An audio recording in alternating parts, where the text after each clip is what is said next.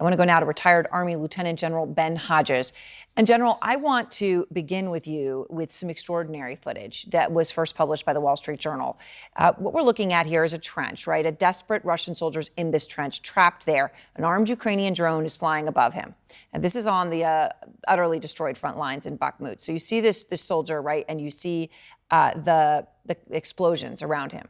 His fellow soldiers lay dead on the ground. You can see multiple dead people.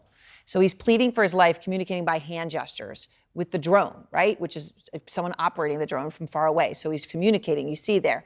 The operator sends him a note telling him to surrender. And the drone ultimately then guides him to a Ukrainian position where he is taken captive.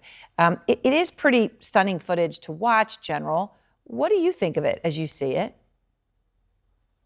Well, this confirms what we have thought, Aaron, that most of these Russian soldiers don't want to be there. They don't trust their leadership. They have not been properly trained or equipped, and they know they're in a very bad situation. So a soldier like that sees an opportunity, and of course, Ukrainians routinely are innovative in how they do things using drones. And this also reminds me of Desert Storm. You may recall there were several Iraqi soldiers surrendered to a helicopter. They did not want to be there. It is amazing, though, to watch it and, to think that you always talk about how drones are so separate from the operator, right? In these cases, so many of these drone operators are very nearby, right? And that the drone could come back and drop the note, just to imagine the whole thing, the humanity of it amidst this. Our Fred Pleiken was just showing today, he had to take cover because they were worried about aerial bombing, obviously in an area with, as he described it, very kinetic and a lot of shelling. This is areas where the Ukrainians are reporting some partial success on the counteroffensive. And you heard Yevgeny Prigozhin. He overall said today that the Ukrainians are moving methodically, that Russia has to do more. What's your view of the situation on the ground tonight, General? Well, it's interesting or ironic that Mr. Prigozhin is probably the most reliable source of information from the Russian side.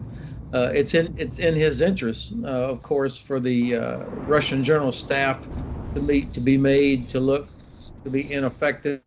That's part of his business model. But as I listened to what he was saying, I think it was compelling that there is a sort of a grudging respect for the Ukrainians are doing.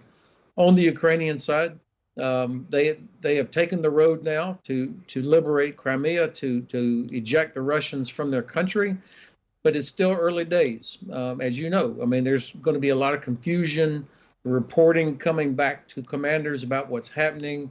This is the nature of war. I mean, so there is going to be some uncertainty, but I don't think we've seen the main attack yet.